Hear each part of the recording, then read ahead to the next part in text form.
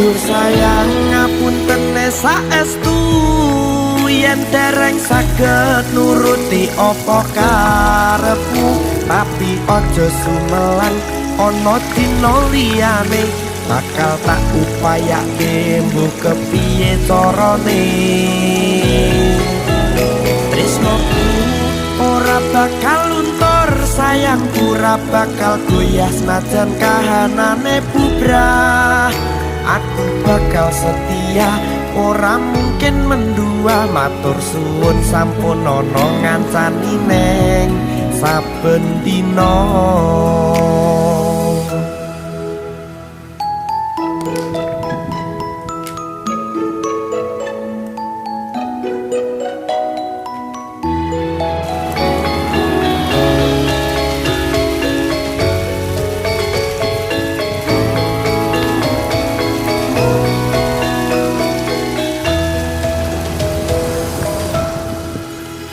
cintaku mbok yo sampun lenesu nesu kabeh iso rasah kudu nganggo mecucu iman paras ayu munda